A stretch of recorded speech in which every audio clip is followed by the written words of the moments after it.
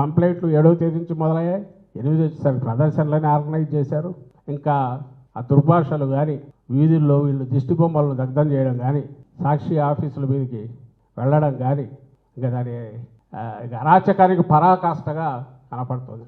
అర్థం కాని విషయం, నిజంగా ఎవరైనా డెలిబరేట్ చేసినా కూడా, అంటే కావాలని ఎవరన్నా అనింటి నాది పొరపాటు అయిపోయిందంటే అక్కడికి వదిలేస్తారు. అలాంటిది ఎలాంటి ఉద్దేశము లేకుండా అనుకోకుండా జరిగిన దాని మీద అప్పుడే కూడా ఒక స్టేజ్ వరకు రియాక్ట్ అయ్యి, నిన్న కొమ్మినేని చెప్పిన దాంట్లో నేను కూడా చూశాను. అతను ఏ ఎక్స్టెంట్కి పోయాడంటే, నేను 18 ఏళ్ళుగా నేను ఇవి కండక్ట్ చేస్తున్నాను, చాలా డిగ్నిఫైడ్గా నిబద్ధతతో చేస్తుంటారని అందరూ అంటారు. నేను ఎక్కడ ఎవరిని ఎంకరేజ్ చేయను, భాష పరంగా కానీ మీరే పాత్ర చూడండి. ఇక్కడ కూడా వారించబోయాను.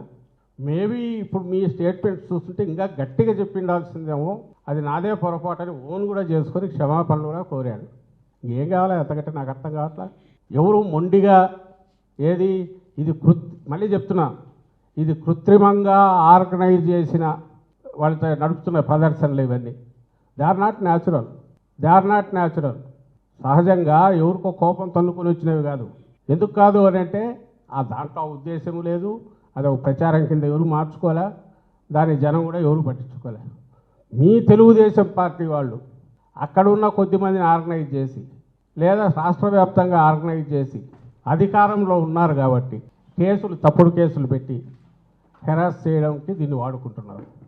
అంతా చేసి 3 రోజులుగా ఇది అయిన తర్వాత 7వ తేదీ అయ్యి నిన్నటికి వచ్చేసరికి చంద్రబాబు నాయుడు గారి స్టేట్మెంట్, ఆయన కూడా మళ్ళీ ఇది పెట్టాడు, ఏది ఆ వీడియో పెట్టి కృష్ణరాజు కామెంట్స్ పెట్టి, మళ్ళీ తర్వాత పవన్ కళ్యాణ్ గారి స్టేట్మెంట్, ఆ తర్వాత ఆయన ట్వీట్.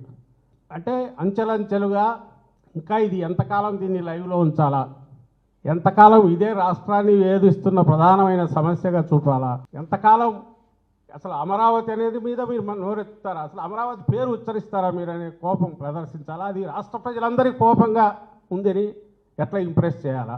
వాళ్ళ ఉద్దేశంలో ఇది అమరావతి వాళ్ళది కాదు, అమరావతిని పొరపాటున ఎవరన్నా అంటే ఎంటైర్ 5 కోట్ల మంది కదులుతారు అనే ఇంప్రెషన్ ఇవ్వాలా.